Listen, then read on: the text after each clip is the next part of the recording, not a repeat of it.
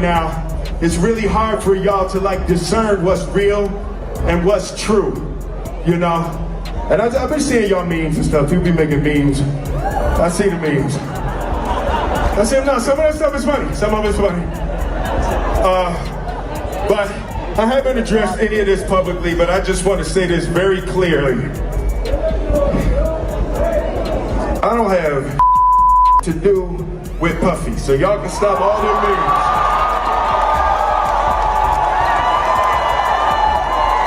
I can stop all of that.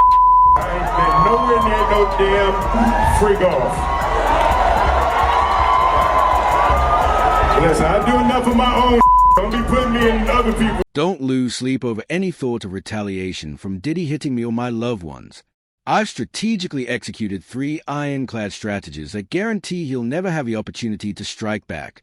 To start, I made direct contact with the attorneys representing the survivors.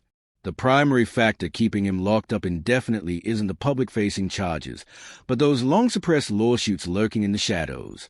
I stepped in with substantial financial support for 7 individuals who had stayed quiet for far too long, while also securing the services of the most formidable criminal lawyers across the nation to fight on their behalf.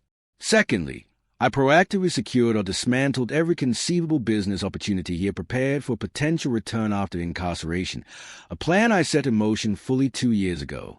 By the point of his conviction, when he might have clung to some illusion of freedom, all those prospective collaborators had already distanced themselves completely. Third, my possession goes beyond simple proof. It's fortified with multiple redundancies. This amounts to a vast explosive terrain that's lain dormant for 2 decades.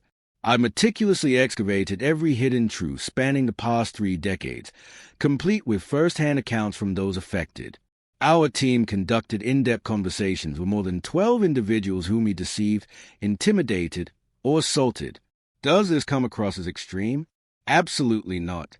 For generations, he systematically ruined countless lives. All I'm ensuring is that he serves several additional years behind bars as consequence. I harbor no fear toward his associates or any empty warnings he might issue. I'm fully aware that even now, confined, is clinging to delusions of a grand resurgence, but the reality is crystal clear. His era of dominance is permanently over. J-Lo, Will Smith and Jada tried to pick her up on a threesome and you were going to beat up Will Smith. Is that true? For decades, many of the most powerful names in the entertainment industry enjoyed a shielded hush around their actions. It wasn't that rumors didn't circulate or that red flags weren't visible. People simply knew the price of challenging that protection was too steep. Today, with 50 Cent's hard-hitting documentary stepping into the forefront, that long-enforced quiet is finally cracking open. The disruption isn't coming from wild accusations or chaotic leaks, but from methodical research, airtight organization, and undeniable evidence. As fresh waves of examination swirl around Diddy once again, and side glances land on figures like Will Smith, a much deeper and more uncomfortable truth emerges.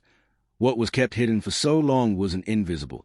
It was deliberately untouchable, empowered by collective silence. I never slapped Chris. I'm not watching the movie. It's not happening. You don't understand. Do you understand why he slapped Chris? Did you see in that moment from probably what he was dealing with? What was he dealing with? What the f was he dealing with? Something made him slap his brother, man. No, something didn't make him snap anything. He laughed at that bad joke that Chris said like everybody else. And then Jada looked at him and it was like the Manchurian Candidate. Not the man. Hollywood has long mastered one core survival tactic. Say nothing, maintain your alliances, and wait for public attention to move on to the next shiny distraction. That calculated restraint safeguarded enormous influence for years, allowing controversies to fade without ever being confronted. But that playbook has finally expired. 50 Cent's documentary lands precisely when quiet compliance is no longer viable and dodging responsibility has become impossible. Now, I have to ask before we get out, because I don't want to forget it. Your earrings just reminded me of Black Power, Black Excellence, and I just need your take on it because Emancipation comes out in 1 hour. Came out December 9th, which is today's the 9th, right? That's such a fucking below the belt fucking question. No, but I just got It's the only below the belt question that you asked because you already know what's gonna happen. Don't front. We've been down there. Fuck Will Smith. No, wait. He can kiss my ass. Wait. He should have never slapped Chris. I'm not watching the movie. Damn it. It's not happening. You don't understand. Do you understand why he slapped Chris? Did you see in that moment from probably what he was dealing with? What was he dealing with? Shit, I don't know. What the fuck was he dealing with? Something made him slap his brother. No, something didn't make him snap anything. He laughed at that badass joke that Chris said like every fucking body else. And then Jada looked at him and it was like the Manchurian Candidate.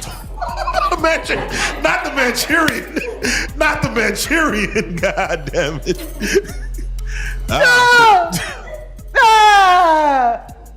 That's what the fuck happened. I thought there's a legion of women who said, I'm glad for Will fighting for his woman. Yeah, because they still want to believe that sham of a fucking marriage is real. Oh. Well, there you go. He ain't never gonna be Tupac, and she proved it when she fucked August Alsina. Ooh, man. Yeah. They're both bisexual. They do weird things in their house, and young men have left their house fucking screaming to get away from them in their mentorship. Meek Mills. Bashir Gray. By treating a refusal to comment as its own kind of statement, the entire conversation pivots toward a revealing angle: how strategic delays function less like temporary breaks and more like impenetrable defenses. When an entire ecosystem sustains itself through deliberate avoidance, the moment someone chooses to break ranks as anything but neutral, it shatters carefully maintained equilibria. If silence wielded real authority for so long, then it collapse inevitably demands we ask the hardest question: exactly what dark realities was that silent protecting all this time? It all started, we was in Atlanta. And this story starts when I'm with Puff and he's in exotic bookstores and he's doing shopping, right? He's shopping, getting his stuff and everything like that. So, you know, this is the first time I was ever in an exotic bookstore with Puff. So, you know, I'm giving him his space. He's taking things off the shelves and stuff like that, because they gave him a brown paper bag. When they gave him a brown paper bag, he was just putting stuff in there. So I said, damn, you know, he got to go put it on the counter and, you know, show everybody what he's getting. So as he going, I'm just looking at the places where he picking stuff from. So there's one part he picked up some things from up here on my left side. And then he picked like quite a few of them down. I'm like, okay. He put them in the bag. So when I went by there and I looked up there and it said butt plugs. And I was like, hey, yo. I was messing with him. Because people don't understand, you know, we was like friends. He was a part of this. So I'm still gonna tease him. I'm still gonna mess with him and everything like that. I could do that. It wasn't just no security thing. So I say, yo, what are you getting this for? And it said butt plugs, and he was like, yo, can I do my shopping by myself? I said, yeah, you can do it by yourself, brother. And he started walking and everything like that. So when he got I just waited at the counter. So when he got to the counter, he didn't even have to show the guy nothing. He just gave the guy a wad of money. I mean, like, he gave the guy a stack, something like this. And Puff wasn't the dude that carried no 20s and no 50s and nothing like that. And I mean, like, he just said, boom. And we walked out the store. So we had to leave Atlanta and go to North Carolina for a show. You understand? And it was him, this rapper, Sarah, and this other girl. We all got on a G5 jet, and we flew to G4 jet, and we flew to North Carolina. What remained out of sight was never just a single scandalous incident, but an entrenched cycle behavior that repeated itself over years. Relationships that raised eyebrows were brushed off as perks of fame. Repeated proximity to troubling events was waved away as mere coincidence. Diddy's dominance was always there for anyone to see, yet it rarely faced genuine interrogation beyond surface-level celebrations of his wealth and connections. Over time, comfort, and repetition dulled scrutiny until questionable patterns blended into the background noise of celebrity culture. This goes far beyond individual allegations. It's about an entire environment that normalizes the abnormal. Patterns vanish when they are rebranded as just how things are. The lingering, most troubling question remains: how much wrongdoing is still invisible simply because the industry trained everyone to accept it as ordinary? Part 6. True power rarely functions alone. It thrives through networks of proximity. Those who position themselves closest to the center quietly accumulate benefits, privileges, and protection, while hidden dangers accumulate for everyone else on the periphery. In such a structure, maintaining distance from certain figures isn't random or coincidental. It's a deliberate, self-preserving decision rather than a gut feeling.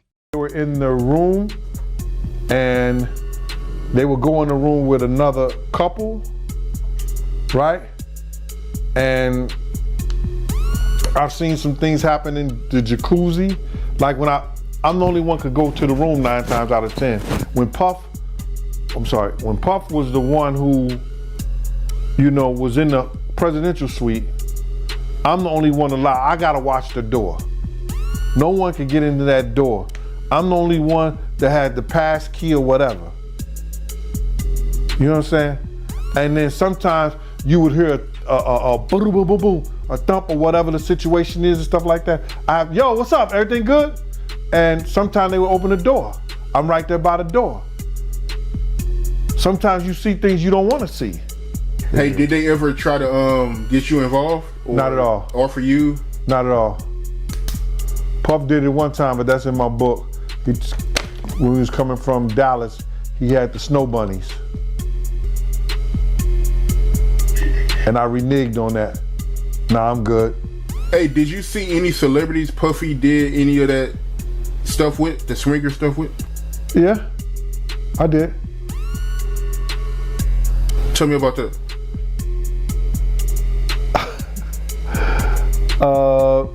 I think I told you about that. One time, him and Sarah and this young girl flew from Atlanta. And and flying from Atlanta, we had this artist with us, right? And we were staying in the presidential suite at the hotel. And this particular artist and Puff, they told me, don't let nobody come in the room. So I said, all right, cool. So I propped my chair by the room. The closer someone orbits a source of massive influence, the higher the eventual cost of asking uncomfortable questions early on.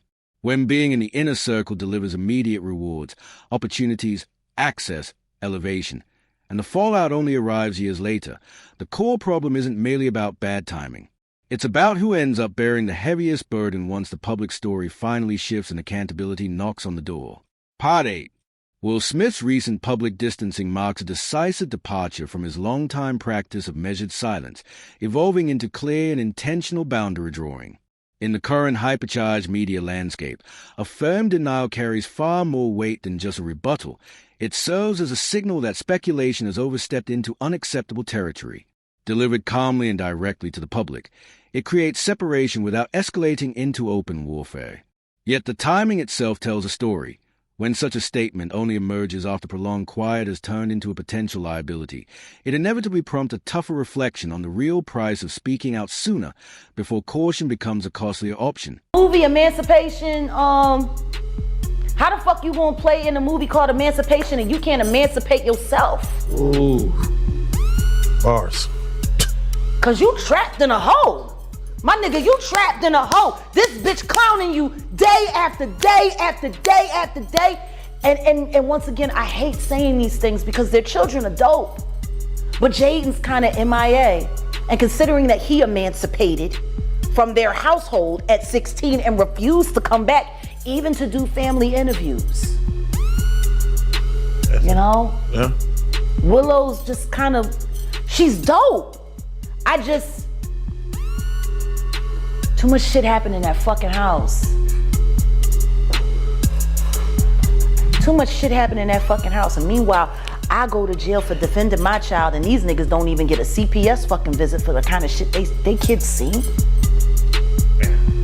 You know? There you go. So yeah, I'll watch the movie when, you know, I'll watch Emancipation when he emancipates himself from the hell that he lives in, that he tries to call marriage with that woman who still wished Tupac was alive.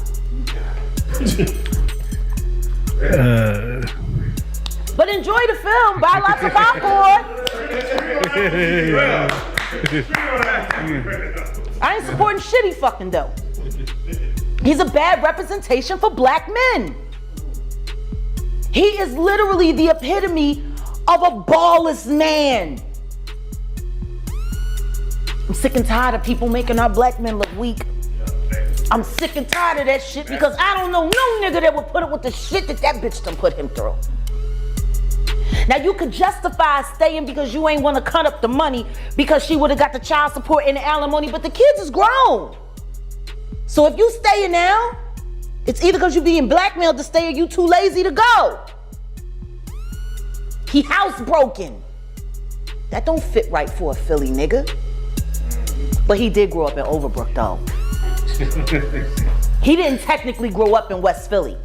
That was Jazzy Just Life he was writing about. He lived over there, not far from where Kobe Bryant grew up. That's the other side of City Avenue. He came up Overbrook, you know, so they had big houses and he wasn't at the playground, get beat up. That was Jazzy. A well-produced documentary fundamentally alters the rules of public discourse by gathering fragmented incidents, rumors, and timelines into a coherent, chronological narrative backed by context. 50 Cent redirects the entire discussion from loose gossip toward documented history. This isn't about passing moral judgment.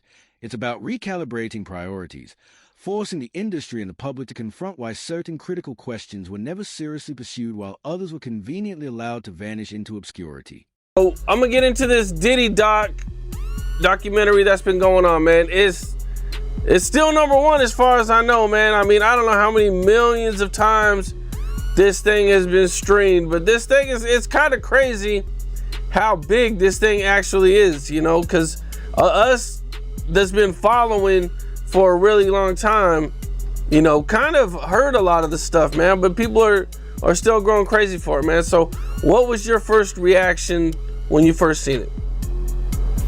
When I first seen it, I said, damn, they stole my whole damn idea. You understand? Because I was talking to the producers and before I talked to the executive director, and the producers knew, I was telling them what I was bringing to the table. Because I was trying to get a deal for me, Kirk, and Tim all together. Like a package deal. I wanted to try to get like $50,000 for each. Will Smith's public separation signals a clear shift from years of quiet restraint to deliberate boundary setting. In today's media climate, a denial is more than a response. It's an indicator that the narrative has crossed a critical line. Calmly stated and publicly delivered, it establishes distance without fueling confrontation. But timing still speaks. When separation is announced only after silence becomes a liability, it raises a sharper question about what it truly costs to speak before discretion turns expensive. So I told them what we was bringing to the table, who was going to tell a story, how they was going to tell a story. You know, I didn't know exactly what they were going to say, but I knew Tim grew up with Puff, so he can get the childhood thing. So I'm going and telling them the whole angle in which I would like for this to go. You know what I'm saying? What we was bringing to the table. I didn't know how they was going to do it, but I was saying, this is what we're going to bring to the table. Tim could start off with the childhood part of it because they grew up together. That's Tim Dog, Tim Patterson. Also, you know, he was the one who was working at Uptown. He was executive over there of A&R and all that other stuff. He went to Island Records. He used to work with over there at Arista, the whole 9 yards. Tim is the one who had the Lost Boys. If you remember the Lost Boys, yeah, you know what I'm saying. Tim was the manager of them. That was his group and everything like that. So Tim had a lot of inside and a lot of stuff to do with Puff. I had a lot of other people I could have brought to the table too. Eddie F, who taught Puff how to work the board and everything like that. Just Eddie F, Heavy D, and the boys DJ. I was gonna try to get Eddie and some other people like that. But it fell through because the lady was telling me what somebody else didn't give me or what somebody else didn't pay me, and she was being disrespectful. You know what I'm saying? I thought she was a white lady. I'm finding out she's a sister. In-depth, long-form investigative work appends an industry that has always relied on collective short-term memory to survive scandals. By stubbornly refusing to let damaging stories dissolve on the usual schedule, meticulous documentation replaces offhand dismissal with lasting record. The deeper battle here isn't solely over the accuracy of facts, it's over control. Who ultimately holds the authority to shape the permanent account of events, and who has lost the ability to simply wipe the slate clean. You know, Diddy has a long list of victims. You know, I mean, you got Cassie, Kurt Burrows, Shine, Little Rod, Mark Curry. I mean, you know what I'm saying? The list goes on of all the people who he's did wrong. You know, out of all the people you've heard of, and all the stories that you heard and the stuff that you know about, you know, who do you think is like Diddy's biggest victim? Who I think Diddy's biggest victim is? Yep. The mothers. Okay. Big's mama. Wolf's mother. The people that lost their sons. They could never get that back, especially with those are the two people that changed his life, put him on that pedestal to be a great producer. So I believe the mothers in them that lost their sons are the biggest victims of it all. Man, that's deep, man. That's crazy, man. You know, because I mean, you know, you brought up Big and the mom, and in the documentary they even talk about Diddy not paying for the funeral, acting like he's gonna pay it, but then billing it to Biggie. What was your thoughts on that? When you seen that, were you surprised when you seen that? No, I wasn't surprised, you know, because they said that when Big died, he built the estate.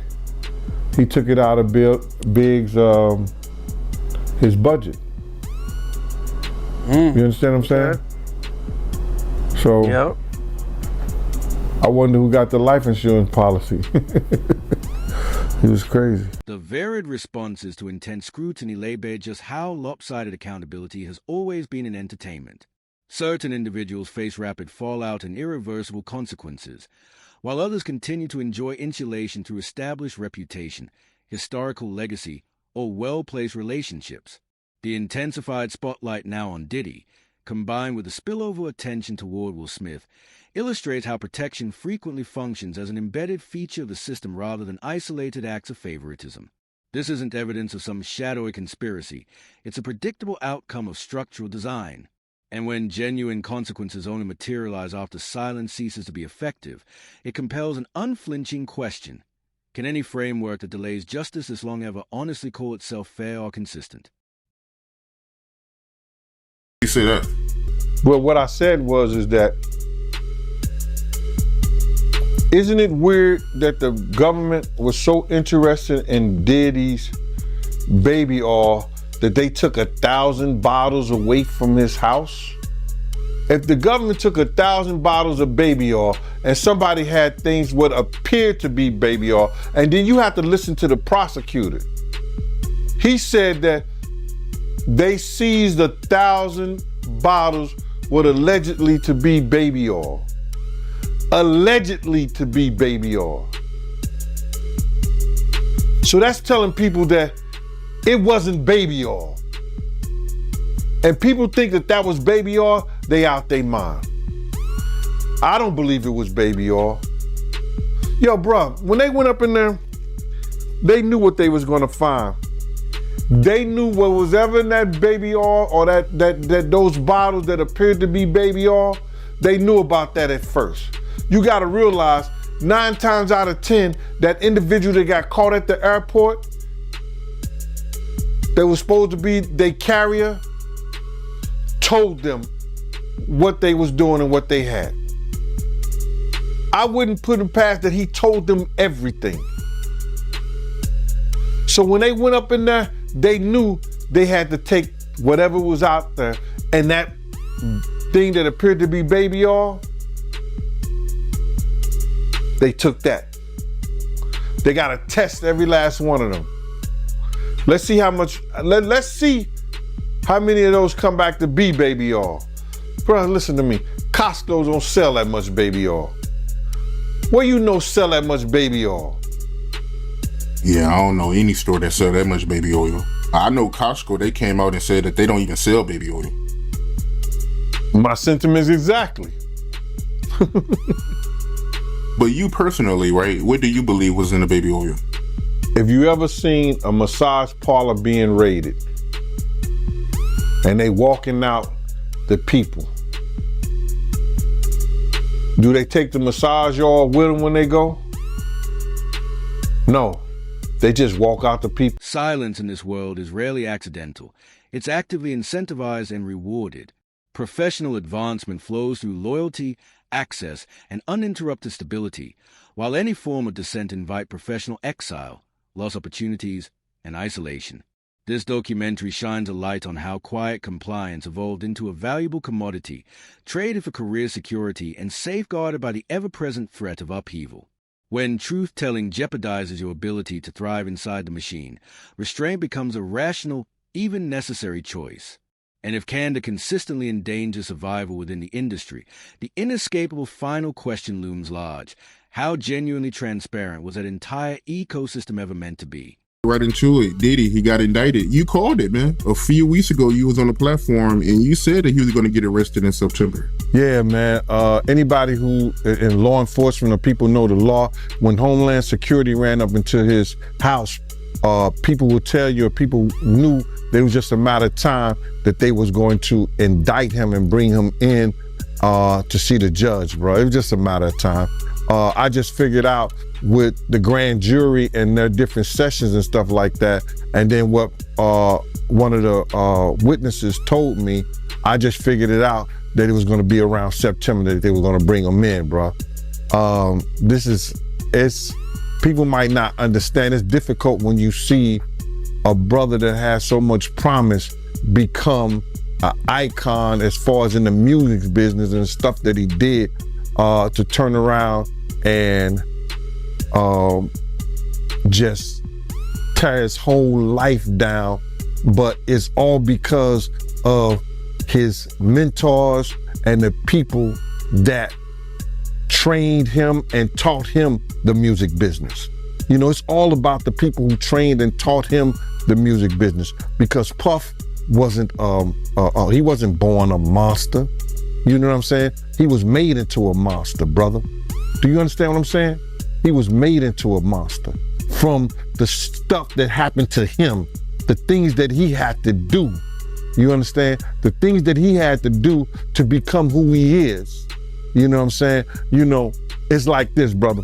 You never like something so much that you can't do without, and you never be willing to do anything to get where you want to be at.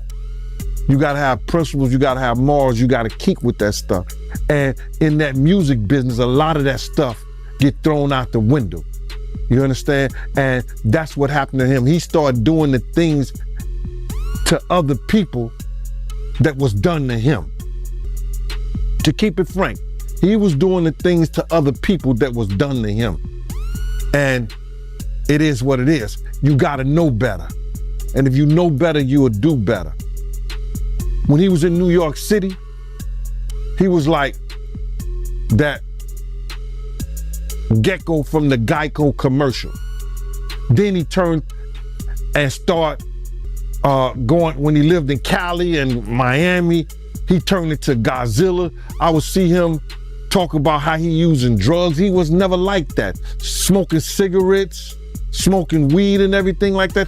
He turned into something that you could consider a monster, bruh. Then he started doing things to people, you understand, that